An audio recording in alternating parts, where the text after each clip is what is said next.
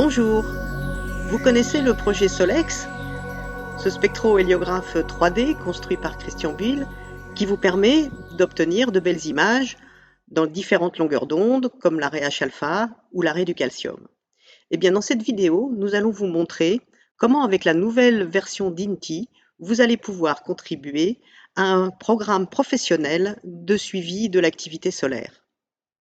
Il existe en France une base professionnelle qui archive les images de disques solaires faites avec différents spectrohéliographes professionnels.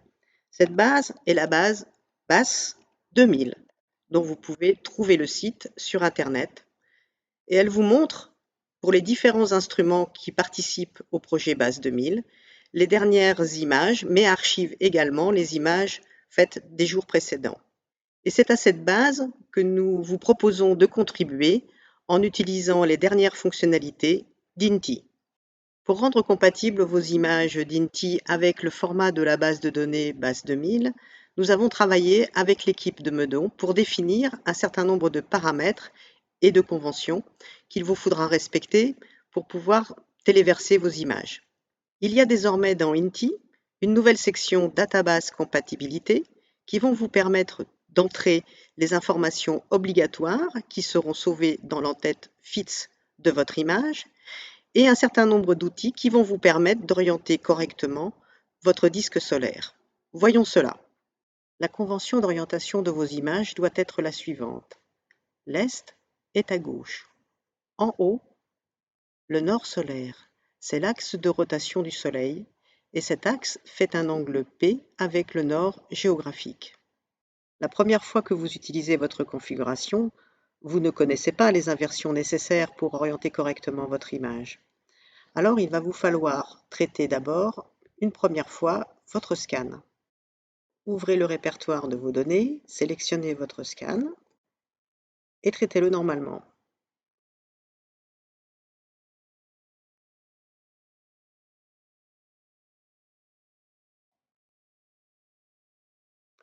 Je vous rappelle que pour sortir du traitement, vous devez faire Entrée ou Échappe.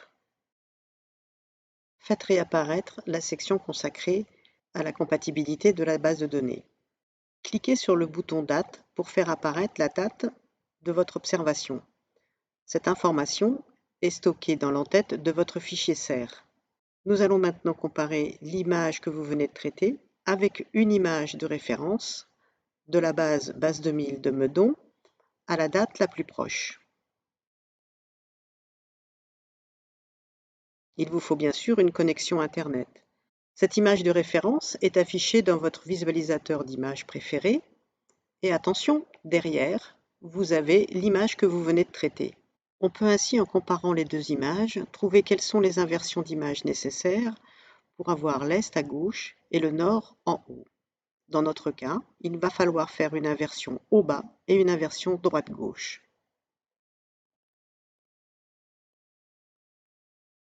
Si le site du spectrohéliographe de Meudon est en maintenance, ce qui peut arriver, vous avez ici le lien vers les deux pages web de BAS 2000, où vous avez d'autres instruments que le spectrohéliographe de Meudon, et également le site du NSO. Entrons maintenant l'ensemble des informations nécessaires pour traiter correctement votre image. La première information à définir sera votre nom d'observateur. Je vous recommande d'utiliser toujours le même afin de ne pas multiplier les entrées au niveau de la base de données. Ensuite, votre adresse mail, les coordonnées latitude et longitude de votre site,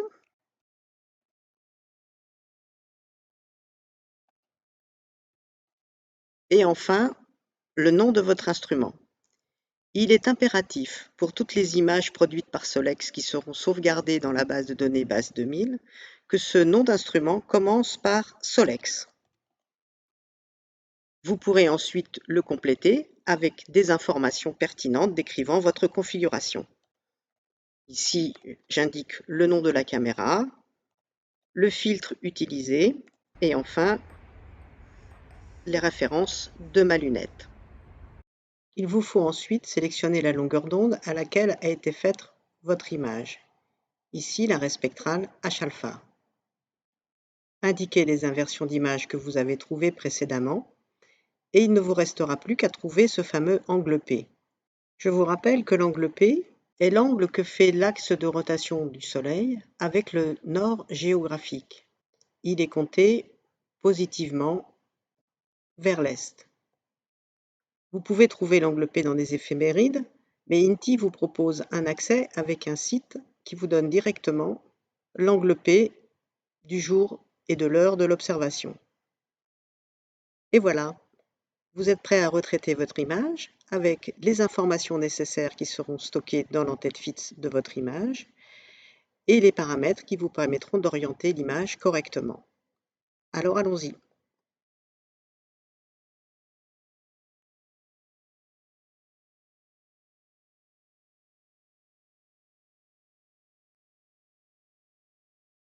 L'image finale a été inversée de droite à gauche et de haut en bas, et vous noterez également qu'il y a eu une rotation qui a permis de placer le nord solaire à la bonne position.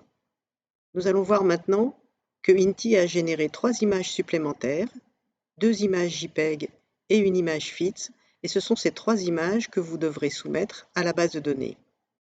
Si vous ouvrez le répertoire de vos images, vous trouverez qu'en plus des images habituelles générées par INTI, vous avez désormais 2 images JPEG et une image FITS, qui est en fait une copie de l'image Recon, et ce sont ces 3 images que vous devrez déposer sur le site pour la soumission à la base de données. À ce stade, je vous recommande néanmoins de vérifier l'orientation correcte de votre image finale.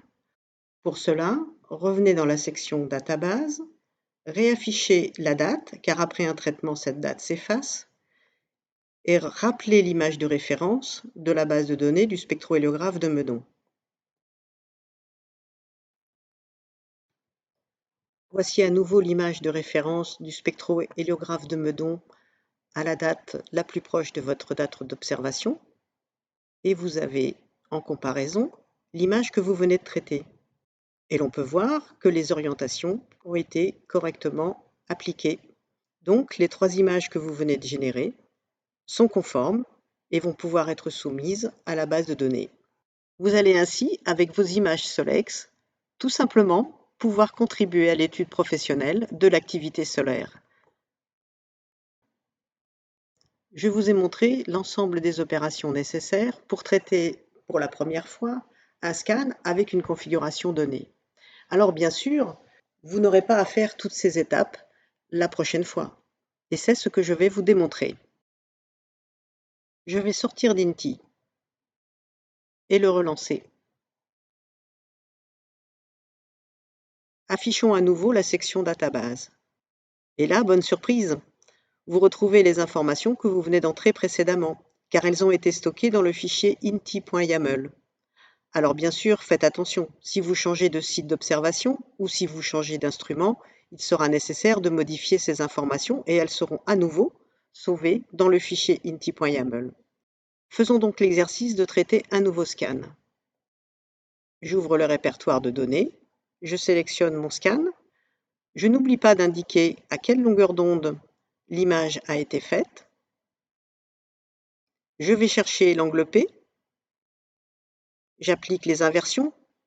C'est un scan qui a été fait avec la même configuration que l'image précédente, et donc je peux directement lancer le traitement.